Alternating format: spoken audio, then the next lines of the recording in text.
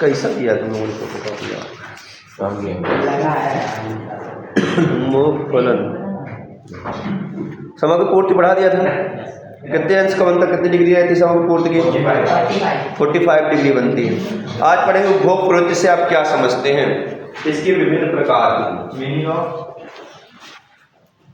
उपभोग प्रवृत्ति, propensity to consume.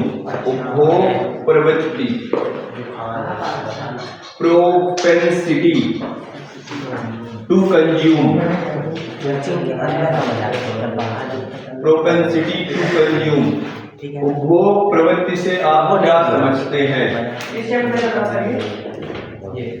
समग्र मांग समग्र पूर्ति वाला चल रहा है। इसको आप लोग 100% पेपर में जाएंगे, 101%। मैंने कभी ऐसा नहीं किया कि इससे क्वेश्चन ना आए उपभोग प्रवृत्ति वाले से। और आगे पढ़ेंगे वो क्या बोलते हैं, बचत प्रवृत्ति।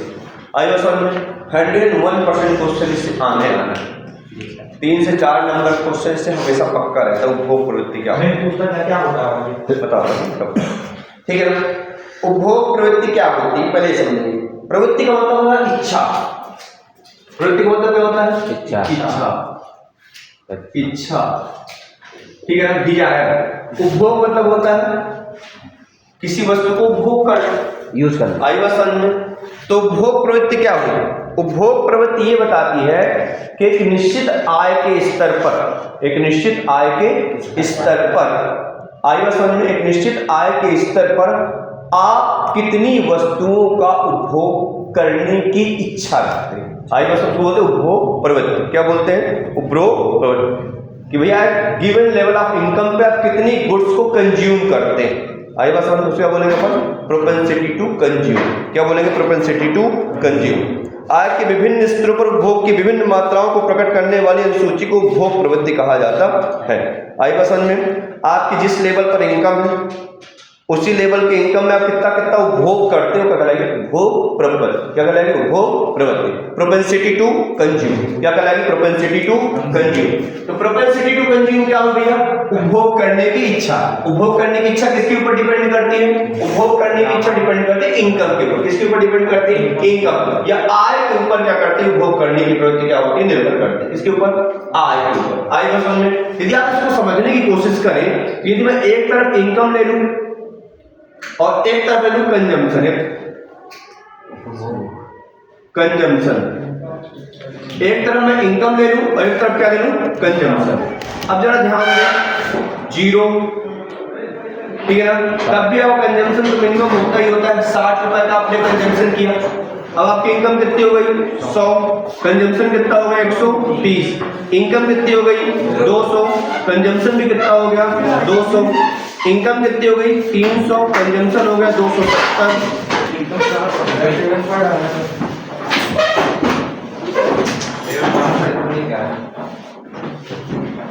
आपको आने लगे, हम लोग बाहर खड़े हैं।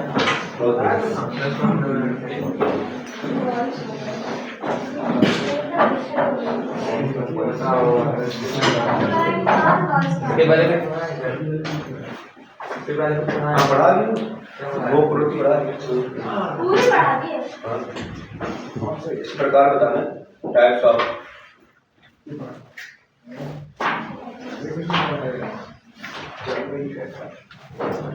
300। इसके बाद इनकम कितनी हो गई? 400। ये कितना हो गया? 340। इनकम कितनी हो गई? 500। ये कितना हो गया? 410। तो भैया उपभोग प्रवृत्ति मैंने क्या बताया? उपभोग प्रवृत्ति बताता है कि उपभोग करने की इच्छा। एक दिए हुए आय स्तर पर आप कितनी कितनी वस्तुओं सेवाओं का उपभोग करते हैं, वो क्या बताता है? आपकी उपभोग करने की इच्छा। प्रोपेंसिटी टू कंज्यूम आएगा समझ में। एक गिवन लेवल ऑफ इनकम पे कितना आप कंज्यूम करते हैं। तो जैसे मैंने आपको बताया कि आपकी इनकम कितनी है? 0, तो कंजम्पशन कितना? 60। क्योंकि कंजम्पशन नीचे दिया।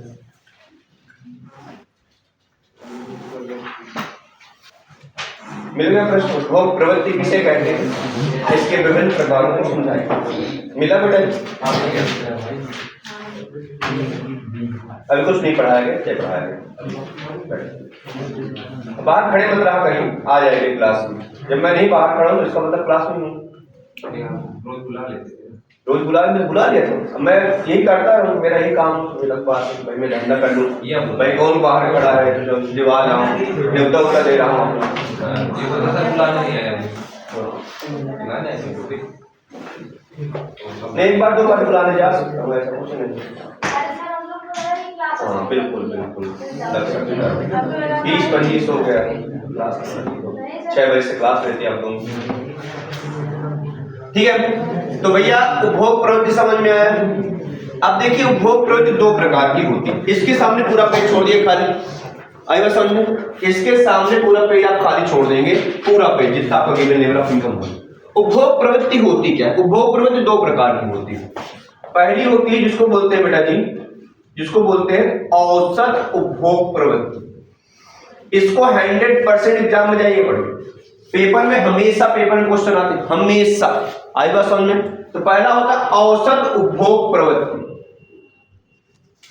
औसत उपभोग प्रवृत्ति इंग्लिश से बोलेंगे average propensity, average propensity to consume, average propensity to consume.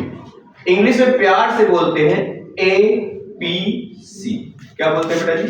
APC, average propensity to consume. ये क्या है?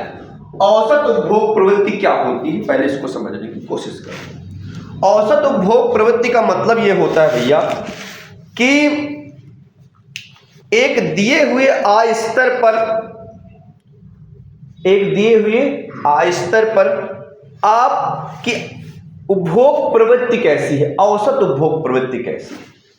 औसत उपभोग प्रवृत्ति निकलेगा कहीं, पहले इसको देख लीजिए तो आपको ज्यादा बातें समझ में आएंगी। तो औसत उपभोग प्रवृत्ति निकालने का सूत्र होता है APC। एपी समझ में आया क्या होता है? औसत उपभोग प्रवृत्ति, एवरेज प्रोपेंसिटी टू कंज्यूम। इसका सूत्र होता है C upon Y। C upon Y क्या सूत्र होता है? C upon Y, consumption upon income. आई बात समझ में? यदि आप अपने उपभोग को किससे डिवाइड कर दो? आय से। किससे? आय से। तो क्या निकल आएगा आपका? APC। इधर लिख सकते हैं आप कुल उपभोग बटे कुल आय, मतलब कुल उपभोग बटे कुल आय, total consumption upon total income. Consumption upon income किसका फार्मूला बन गया? औसत उपभोग प्रवृत्ति का। तो औसत उपभोग प्रवृत्ति क्या होती है भैया? औसत उपभोग प्रवृत्ति आय का वह भाग जो उपभोग पर व्यय किया जाता है, जिसे औसत उपभोग प्रवृत्ति कहते हैं। हमारी आय का वह भाग जो किस पर व्यय किया जाता है? उपभोग पर व्यय किया जाता है। That income portion in expenses to consume. जो भी हम इनकम का पोर्शन खर्च करते हैं किसमें? उपभोग पर, उसको क्या बोलते हैं? औसत उपभोग प्रवृत्ति। क्या बोलते हैं? औसत उपभोग प्रवृत्ति। आई बात समझ में? Average propensity to. आई बात समझ में? क्लियर? अब देखिए यदि आप इसको यहां डिफाइन करना चाहें तो APC कैसे निकलेगा भैया? APC बराबर होता है C अपॉन Y। यही होता है। कैसे निकलेगा? ये दिया है C, क्या दिया है? Y। तो इसको तो यदि आप सॉल्व करेंगे तो इनडिफिनाइट आएगा, क्योंकि यहाँ क्या है? 60 है, नीचे क्या है? 0। तो इससे कोई वैल्यूएशन तो हो नहीं सकता। हो सकता है क्या? यहाँ कितना बेटा आपका? 130 बटे कितना है? 100। कितना हो जाएगा बेटा? 1.3। कितना हो जाएगा? 1.3। मोबाइल बंद कर दीजिए, आपको ध्यान देना। मैं जो चीज बता रहा हूँ आज की क्लास में, टाइम थोड़ा हो सकता है ज्यादा लग जाए, पर आज की क्लास में से क्वेश्चन 100% 4 से 5 नंबर के आपके एग्जाम में रखे रखाएं। आप मेरे से लिख के ले लीजिए, 100% रखे रखाएं क्वेश्चन। इसके बाद 200 कंजम्पशन कितना है आपका? 200। इनकम कितनी है? 200। इससे इसको डिवाइड करेंगे तो वैल्यू कितनी आएगी? एक ही आएगी। आई बात समझ में? इसके बाद कितना है बेटा जी? 270 अपॉन 300। कितना आएगा बेटा जी? 0.9। ये 0.9 समझ में आया कैसे आया? सभी को मैथमेटिक्स समझ में आ गई नहीं थी। इसके बाद कितना है बेटा? 340 अपॉन 400। ये कितना आ जाएगा बेटा जी 0.85 0.85 ठीक है ना। ये कैसे आया समझ में आया 0.85 क्लियर हो गई बात है। इसके बाद ये कितना है बेटा जी 410/500 ये कितना आ जाएगा बेटा 0.82 कितना आ रहा है निकाल के दिखाओ। किसी बच्चे को कोई समस्या तो मैं निकाल के दिखा सकता हूँ। डिवाइड करते तो आप लोगों से आता ही होगा, मैं ऐसा मान के चलता हूँ कि आपने मैथमेटिक्स थोड़ा बहुत पढ़ी होगी। ये बात आप समझ गए। तो औसत उपभोग प्रवृत्ति क्या होती है? औसत उपभोग प्रवृत्ति वह होती है आप अपनी आय का गिवन इनकम का कितना प्रोपोर्शन कहां खर्च कर रहे हैं कंजम्पशन। आई बात समझ कितना प्रोपोर्शन अपने आय का आपने कहां कर दिया उपभोग पर खर्च किया, उसे बोलते हैं औसत उपभोग प्रवृत्ति। ये प्रश्न डायरेक्ट 2 से 3 नंबर पूछा औसत उपभोग प्रवृत्ति किसे कहते हैं। बात समझ में आई कि नहीं? एवरेज प्रोपेंसिटी टू कंज्यूम क्या है? तो आपको बताना है कि भाई एक निश्चित तालिका में जो इनकम है और जो कंजम्पशन है तो उसके बीच का क्या होता है जो क्या होता है डिवाइड करने से जो आता है उसको क्या बोलते हैं औसत उपभोग। दूसरी चीज होती है सीमांत उपभोग प्रवृत्ति। सीमांत उपभोग प्रवृत्ति ये क्या होता है भाई साहब? सीमांत उपभोग प्रवृत्ति सीमांत का मतलब क्या होता है? मार्जिनल प्रोपेंसिटी टू कंज्यूम बोलते हैं, एमपीसी प्यार से बोलते हैं marginal propensity to consume. Marginal propensity to consume प्यार से क्या बोलते हैं एमपीसी। सीमांत शब्द का मतलब समझ लीजिए पहले। जहां भी सीमांत शब्द आपको लगा हुआ मिले इसका मतलब होता है सीमांत शब्द का मतलब होता है या मार्जिनल शब्द का मतलब होता है बेटा जी एक अतिरिक्त इकाई। क्या मतलब होता है? एक अतिरिक्त इकाई। इसको इंग्लिश में बोलते हैं एन एडिशनल यूनिट। क्या बोलते हैं भैया? An additional unit. एक अतिरिक्त इकाई के उपभोग से एक अतिरिक्त इकाई के उपभोग और आय में जो परिवर्तन है उसको क्या बोलते हैं? सीमांत उपभोग प्रवृत्ति। एक अतिरिक्त इकाई के उपभोग से जो परिवर्तन आएगा उसे क्या बोलेंगे? सीमांत उपभोग प्रवृत्ति। बात समझ में आई कि नहीं आई? इसका सूत्र क्या होगा भाई साहब? इसका सूत्र होगा एमपीसी। एमपीसी बराबर change in C upon change in Y. Change in C का मतलब उपभोग में परिवर्तन। चेंज इन सी ये डेल्टा रिप्रेजेंट करता है चेंज को। किसको रिप्रेजेंट करता है? चेंज को। और किसमें परिवर्तन? आय में परिवर्तन। आय में परिवर्तन। किसमें परिवर्तन हुई? उपभोग में परिवर्तन और आय में परिवर्तन। MPC change in C upon change in Y. आई बात समझ में कि भैया आपके उपभोग में कितना परिवर्तन आता है आपकी आय में परिवर्तन के कारण। परिवर्तन का मतलब क्या है? परिवर्तन का मतलब याद रखिए इनके बीच का डिफरेंस कितना अंतर है और इनके बीच का डिफरेंस कितना है वो होता है क्या? परिवर्तन। क्या होता है? परिवर्तन। अब जरा ध्यान दें कैसे आप फाइंड करेंगे एमपीसी। एमपीसी का मतलब change in C upon change in Y. Change in C upon change in Y. अब देखेंगे इनके बीच का चेंज देखिए कितना। ऊपर में तो कुछ चेंज पता नहीं पड़ेगा तो छोड़ देंगे, ऊपर वाली कहानी खाली रहेगी। यहाँ कितने का चेंज आपको दिख रहा है? 100। यहाँ कितने का चेंज? 100। यहाँ कितने का चेंज? यहाँ कितने का चेंज? सब जगह 100 का चेंज दिख रहा है कि नहीं दिख रहा? यहाँ कितने का चेंज? 70।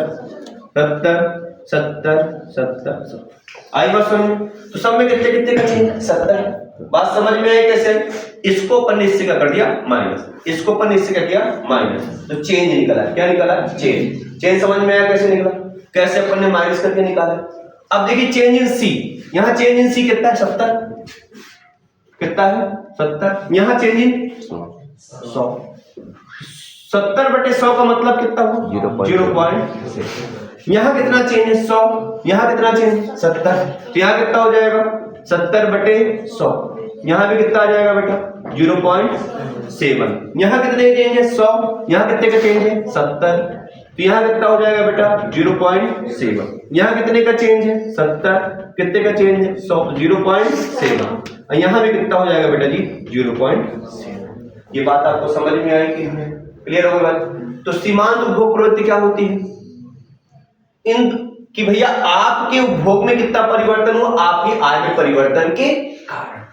आई बात समझ में क्लियर कि भैया आप में चेंज कितना आया, आपके इनकम में परिवर्तन के कारण आपके उपभोग में कितना परिवर्तन आया, उसको प्रदर्शित करने के लिए क्या होता है, अपन सीमांत उपभोग प्रवृत्ति निकालते हैं। तो कुल उपभोग स्तर में परिवर्तन का कुल आय में परिवर्तन से अनुपात सीमांत उपभोग प्रवृत्ति कहलाता है। उनके बीच का क्या परिवर्तन, परिवर्तन शब्द नहीं मिलेगा टीचर को तो आपको नंबर देगा नहीं, दिमाग रखिएगा। एक परिभाषा में आप बिल्कुल रट के बैठिए गए परिभाषा, आई बात समझ में, जैसी लिखी है डिक्टू वही लिखना। आपने अपने से कुछ भी लिखा तो आपको नंबर नहीं मिलेगा। इस परिभाषा को रट ही लीजिए, हमेशा पेपर में पूछी जाती है। क्लियर होगी बात, कोई दिक्कत? दो चीज आपने पढ़ लिया, कितनी चीज पढ़ ली? दो। पहला क्या पढ़ा? औसत उपभोग प्रवृत्ति। औसत उपभोग प्रवृत्ति क्या होता है बेटा जी? आपकी आय में परिवर्तन, आय में वृद्धि में आपके उपभोग में क्या परिवर्तन, आपके उपभोग में कितनी वृद्धि या कमी होती, परिवर्तन नहीं। परिवर्तन किसमें होता है? सीमांत उपभोग प्रवृत्ति। आई बात समझ में कि भैया आपकी आय में परिवर्तन कारण आपके उपभोग में कितना परिवर्तन है। क्लियर होगी बात? और इसके बीच क्या होता है? कुल उपभोग और कुल आय के बीच का अनुपात कितना है, क्या है? अनुपात। इनके बीच का रेशियो कितना है वो बताता है एपीसी। तो ये हो गई बेटा उपभोग प्रवृत्ति। उपभोग प्रवृत्ति समझ में आया? उपभोग प्रवृत्ति क्या होगा? उपभोग प्रवृत्ति का मतलब होता है कि भैया एक निश्चित आय के स्तर पर आप कितनी वस्तुओं का उपभोग कर रहे हैं, कितने उपभोग करते हैं, उसे क्या बोलते हैं? उपभोग प्रवृत्ति। उपभोग प्रवृत्ति कितने प्रकार की होती है? दो।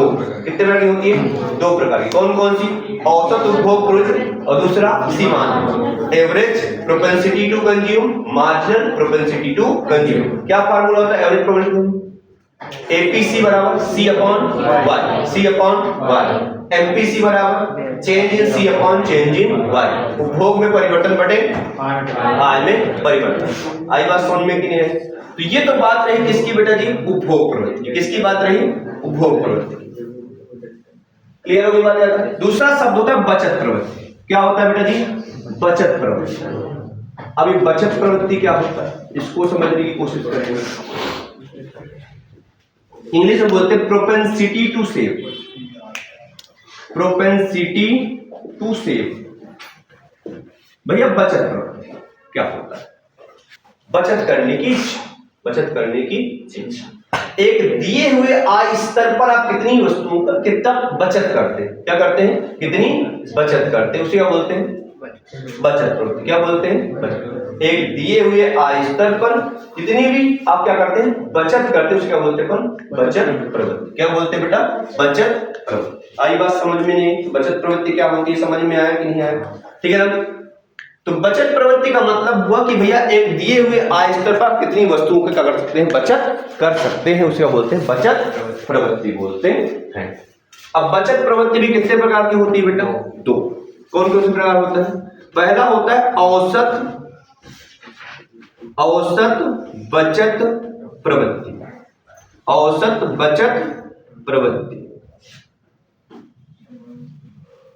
औसत बचत प्रवृत्ति इंग्लिश में बोलते हैं एवरेज, प्यार से वैसे बोलते हैं इसको एपीएस। इंग्लिश बोलेंगे average propensity to save. Average propensity to save. औसत बचत प्रवृत्ति क्या होगी? ये किसके बीच का अनुपात होगा? आय और बचत के बीच का अनुपात। किसके बीच का? आय और बचत के बीच का क्या होगा? अनुपात होगा। उपभोग क्या होता है? ये उपभोग और आय के बीच का, ये बचत और आय के बीच का क्या होगा? अनुपात होगा। कि भैया एक दिए हुए आय स्तर पर कितनी बचत कर रहे हैं उसका एक अनुपात, वो क्या कहलाएगा आपका? बचत प्रवृत्ति। क्या कहलाएगा? आई बात समझ में कि नहीं आई? तो औसत बचत प्रवृत्ति उसके बीच का क्या? औसत कितनी आप बचत कर पा रहे हैं। क्लियर होगी बात कि नहीं? यदि आप बचत निकालने की कोशिश करें तो बचत कितनी निकलेगी बेटा? बचत आप कैसे फाइंड कर पाएंगे? यदि आप बचत निकालना चाहें तो कैसे निकालेंगे? जरा ध्यान दें आप लोग। इसको मैं थोड़ा छोटा करूंगा ताकि आपको बातें और मैं समझा दूं।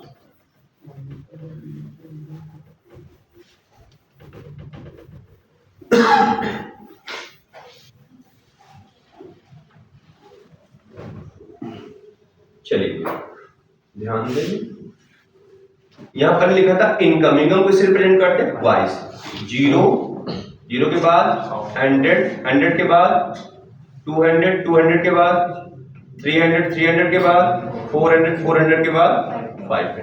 फिर अपन ने क्या लिखा था? कंजम्पशन। कंजम्पशन मतलब सी कितना कितना लिया था? 60, फिर 130, फिर 200, फिर 270, फिर 40, फिर 410। अब यहाँ निकालेंगे बेटा सेविंग। क्या निकालेंगे? सेविंग। सेविंग कैसे निकलेगा भाई? सेविंग बचत कैसे निकलेगी? इनकम से क्या माइनस कर देंगे? कंजम्पशन। इनकम से कंजम्पशन आप माइनस कर देंगे तो क्या निकल आएगा आपका? एस निकल आएगा कि नहीं निकल आएगा? तो यहाँ इनकम 0 है, कंजम्पशन कितना है? 60, तो माइनस कितना आ गया? 60। यहाँ कितना आएगा माइनस का? 30। यहाँ कितना आएगा? 0। यहाँ कितना आएगा? 30। यहाँ कितना आएगा? यहाँ कितना आएगा? ये बात आप समझ गए? कोई दिक्कत आप लोगों को नहीं? अब देखिए एपीएस कैसे निकलेगा। एपीएस आप कैसे फाइंड करेंगे? तो एपीएस का फार्मूला क्या बनेगा भैया? एपीएस का फार्मूला बनेगा S upon Y. S upon मतलब कुल बचत बटे कुल आय। कुल बचत बटे कुल आय।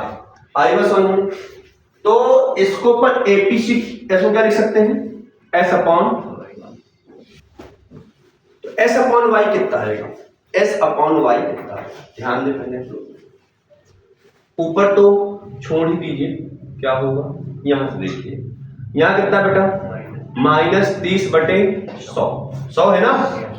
कितना आएगा? माइनस का 0.3 आएगा। यहां कितना आएगा बेटा जी? 0 ही आएगा। यहां कितना आएगा बेटा जी? 30 बटे 100 है 300। कितना? 0.1 आएगा कि 10 आएगा? 0.1 0.1 ही आएगा ना। यहां कितना आएगा भैया? 60 है, ये बचत है ना। अब बटे कितना है? 400। कितना आएगा भैया बताइए? मैथमेटिक्स सॉल्व करिए। 6 डिवाइड बाई 40। 0 लगाया, दशमलव बढ़ाया, कितनी बार जाएगा? 1 बार जाएगा। कितना बचा बेटा जी? 0.15 0.15 आएगा। और इसके बाद यहाँ कितना आएगा बेटा? 90 बटे 500। इसको सॉल्व करिए। 0.18 इतना आएगा। इसको भी निकाल दीजिए। ऐसे ही निकलेगा। आई बात सुन, इतनी बात कोई दिक्कत तो नहीं, हम लोगों को कोई समस्या तो नहीं। तो औसत बचत प्रवृत्ति क्या होती है? किसके अनुपात होता है? बचत और आय का क्या होता है? ये अनुपात। क्या होता है? अनुपात। बचत और आय का ये जो अनुपात होता है उसे क्या बोलते हैं अपन? औसत बचत प्रवृत्ति, average propensity to save. Clear होगी बात? यदि अपन को निकालना हो क्या, दूसरे नंबर पर क्या होता है? सीमांत बचत प्रवृत्ति। सीमांत बचत प्रवृत्ति इसको बोलते हैं एमपीएस। इंग्लिश में बोलेंगे marginal propensity to save. Marginal propensity to save ये किसका परिवर्तन होगा?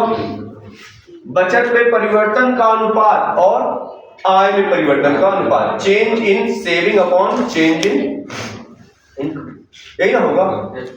चेंज हमारी बचत में कितना अनुपात है परिवर्तन में, आई बात समझ में, और हमारी आय में कितना परिवर्तन है उसका ये अनुपात। जरा परिवर्तन देखिए कितना कितना है, ध्यान दें। इसका परिवर्तन तो आपको पता है कितने कितने का है? 100। यहाँ तो कोई दिक्कत ही नहीं है आप लोगों को। 100 का है ना। इसका परिवर्तन देखिए कितना है। ये -60 से -30 में आया है। कितना? 30 माइनस का परिवर्तन हुआ कि प्लस का? -30 60 से -30 में आया तो -30 का परिवर्तन हुआ +30 का। कितना है? +30 का परिवर्तन। बहुत बढ़िया। यहाँ +30 का परिवर्तन, बच्चे यहाँ गलती कर देते हैं, बता रहा हूँ। -30 का परिवर्तन करके आ जाते हैं। -30 का परिवर्तन नहीं होगा। किसका परिवर्तन होगा? +30। -60 से -30 की ओर आ रहे हैं। यदि -60 से 90 की ओर जाते हैं तो माइनस की ओर। बात समझ में आई कि नहीं? अब यहाँ -30 से 0 में है तो कितने का परिवर्तन?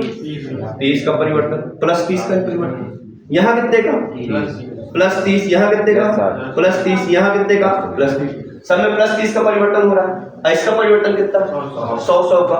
तो यानी यदि आप एमपीसी लिखेंगे तो एमपीसी का सूत्र क्या बनेगा? एमपीएस का सूत्र बनेगा delta S upon delta Y।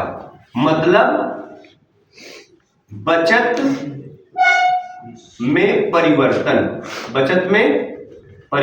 बटे आय में परिवर्तन, बचत में परिवर्तन बटे आय में परिवर्तन, change in saving upon change in income. ये होगा सूत्र, कोई दिक्कत? कितना कितना आएगा भाई साहब, ध्यान दें। एमपीएस बराबर change in S upon change in Y, तो ऊपर छोड़ दीजिए, नीचे से आए 30 का परिवर्तन है ना। चेंज इन सी कितना है? 30, देखिए कितने का चेंज? 30 का है ना, तो 30 बटे यहां कितने का चेंज? इनकम में 100। इसी प्रकार से 30 बटे 100, 30 बटे 100, 30 बटे 100, 30 बटे 100। इस समझ में 30 बटे 100 क्या हो रहा है? क्योंकि यहाँ कितना कितना चेंज आ रहा है, 30, यहाँ कितने का चेंज? 100 का चेंज दिख रहा है कि नहीं दिख रहा? चेंज निकालना मतलब परिवर्तन, ऊपर वाले से नीचे माइनस करना पड़ेगा। आई बात समझ में नहीं है? कोई दिक्कत? अब देखिए कितना आएगा, इसको सॉल्व करने 0.3, 0.3, 0.3, 0.3, 0.3, 0.3।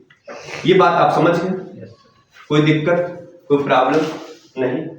ये चारों में से हमेशा प्रश्न बनता है, मैं आपको बता रहा हूं बार बार। क्लियर हो गई बात? कोई समस्या है? कोई प्रॉब्लम तो नहीं आप लोगों को? नहीं ना? एपीसी का सूत्र याद हो गया, क्या होता है? C upon Y, change C upon Y. MPC का सूत्र क्या होता है? Change in C upon change in Y. Change समझ में आया कैसे निकलता है? सब लोग निकाल लोगे ना चेंज कैसे निकलता है, इनके बीच का, दोनों के बीच का डिफरेंस। एपीएस का सूत्र S अपॉन वाई, S और Y में। क्लियर हो गई बात? इसमें change in S upon change in Y, change समझ में आया कैसे निकलता है? चेंज मतलब दोनों के बीच का डिफरेंस कितना है, दोनों के बीच का डिफरेंस कितना। आई बात समझ में कि नहीं है? कोई दिक्कत, कोई प्रॉब्लम? एक बार अपने से लिखिए कॉपी में, फिर हम बताते हैं, मैथमेटिक्स सॉल्व कराते हैं। इसको लिख लीजिए कॉपी में, अलग से लिखिए, जल्दी से, जल्दी करिए। हाँ, ये चार्ट बनाइए, ऐसे सूत्र लिखिए सारे के सारे, थ्योरी लिखिए, चार्ट बना के सूत्र लिखिए जल्दी। अब आपके सामने कुछ मैथमेटिकल एक्सप्रेशंस जो इस चैप्टर से हमेशा पेपर में आते हैं, उसको भी आपको चेक करना। इसमें दो फार्मूले काम करते हैं, पहले फार्मूले को हम लेकर चलते हैं। एक फार्मूला होता है बेटा जी एपीसी प्लस एपीएस बराबर 1, एपीसी प्लस एपीएस बराबर 1, एक फार्मूला ये होता है। एक फार्मूला होता है बेटा जी एमपीसी प्लस एमपीएस बराबर 1। ओके, दो फार्मूले कम कर हैं, सॉरी, एपीसी प्लस एपीएस बराबर 1, एमपीसी प्लस एमपीएस बराबर 1। अब ध्यान समझिएगा मोल्ड कैसे करते हैं फार्मूले को। यदि आपको निकालना एपीसी तो क्या बनेगा फार्मूला, इधर प्लस में क्या हो जाएगा माइनस में, तो 1 माइनस एपीएस। ये फार्मूला बन सकता है कि नहीं बन सकता है? इसी प्रकार से निकालो एपीएस, तो कैसे बनेगा भाई, 1 माइनस एपीसी, 1 माइनस एपीसी। इससे कभी कभी सही जोड़ी बनाने के लिए, कुछ बनाने के लिए पेपर में पूछ लिया जाता है। आई बात समझ में? तो कैसे फार्मूला बोल्ड समझ में आया? ये फार्मूला यही है, एपीसी प्लस एपीएस बराबर 1। क्लियर हो गए? एपीसी निकालना तो 1 माइनस एपीएस, और एपीएस निकालना 1 माइनस एपीसी। ये फार्मूला आपका बनेगा। इसी प्रकार से एमपीसी में एमपीसी प्लस एमपीएस बराबर क्या होता है, 1 होता है। तो यदि आपको एमपीसी निकालना तो क्या फार्मूला बन जाएगा, 1 माइनस एमपीएस। इसी प्रकार से यदि आपको निकालना हो एमपीएस तो फार्मूला क्या है, 1 माइनस एमपीसी, एमपीसी। ये फार्मूले बन गए। अब मैं अब आपको सिद्ध करके भी दिखाता हूं, सिद्ध करिए चलिए कि एपीसी और एपीएस बराबर क्या होता है, 1। ये एपीएस की वैल्यू इस पर फोकस करिए और ये एपीसी की वैल्यू इस पर फोकस करिए, दोनों को प्लस करें, क्या 1 हो रहा है कि नहीं हो रहा, ध्यान देंगे। देखिए एपीसी कितना दिया है आपको 1.3। ये कितना दिया माइनस का 0.3। इसको सॉल्व करेंगे कितना आएगा 1 आएगा कि नहीं आएगा आएगा। अब देखिए यहां कितना दिया है 1, इसकी वैल्यू कितनी है 0। 1 माइनस 0 कितना होगा 1। सिद्ध हो रही बात कि नहीं सिद्ध हो रही। इसी प्रकार से इसमें कितना दिया है बेटा 0.1, इसमें कितना दिया 0.9। प्लस करिए 0.9 प्लस 0.1 कितना होगा 1 होगा कि नहीं होगा। ये बात सिद्ध हो रही है कि नहीं हो रही। यहां भी देख लीजिए ये कितना 0.15, ये कितना 0.85। प्लस करिए कितना होगा 1 होगा। 0.18 और 0. प्लस करेंगे कितना होगा 1। तो ये सिद्ध हो रहा है ना कि एपीसी और एपीएस बराबर क्या होता है 1। इस बात से आप एग्री करते हैं कि नहीं करते करते ही होंगे। क्लियर है। फार्मूले में मैंने वैल्यू रखी, वैल्यू आपको दिखा भी रहा हूं ऐसा होता है। क्लियर हो गई बात। तो एपीसी और एपीएस बराबर क्या होता है 1। दोनों को प्लस करें तो क्या होगा 1।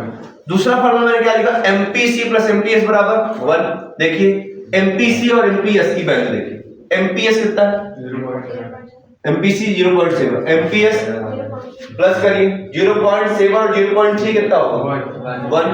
0.7 0.3 1, 0.7 0.3 1, 0.7 0.3। इस बात से आप एग्री करते हैं क्लियर हो गई बात कि नहीं क्लियर हो गई। तो ये सारे फार्मूले आपको याद रखने हैं। कितने फार्मूले हो गए 8 ये 2 ये 3 ये 4 ये 5 ये 6 ये 6 फार्मूले ये हो गए। सातवां फार्मूला एपीसी बराबर होता है सी अपॉन वाई। आठवां फार्मूला एपीएस बराबर होता है एस अपॉन वाई। नौवां फार्मूला एमपीसी बराबर होता है बेटा जी change in C upon change in Y. 10वां फार्मूला एमपी एस बराबर change in S upon change in Y. कितने फार्मूले हो गए 10। आई बात सुन। सारे के सारे फार्मूले आपको याद होने चाहिए, तभी क्या कर सकते हो आप क्वेश्चन सॉल्व कर सकते हो। क्लियर हो गई बात। लिख लीजिए फार्मूले सारे बात करोगे।